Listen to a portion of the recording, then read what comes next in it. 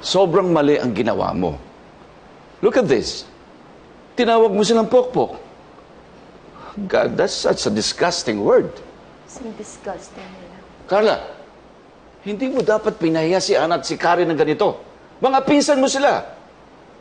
Wala po akong pinsang jologs. Don't say that. Ano ka ba naman? Where do you learn these things? Narinig mo ba sarili mo, ha, Carla? A proper lady never say these kinds of words.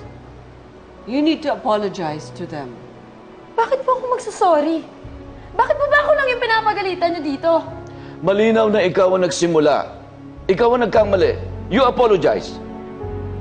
I knew it. Pinagkakaisaan niyo lang ako dito eh. Palibasa, hindi niyo ako gusto. Palibasa, mas mahal niyo ang mga ampon niyo kaysa sa akin. Carla!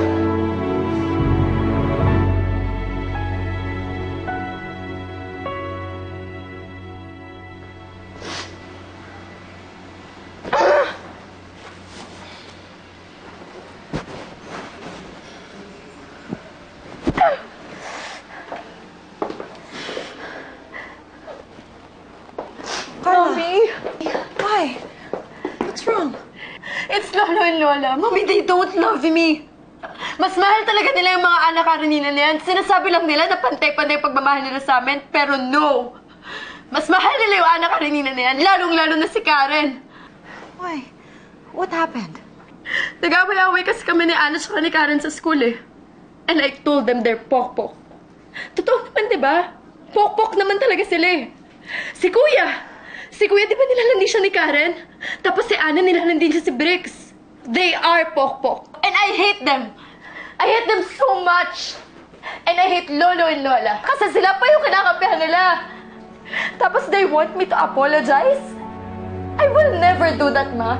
I will never do that. Pasakit talaga yung mga yan. Like mother, like daughter. Pero wag kang magalala, Carla. Akong bahala sa'yo. Anong gagawin natin?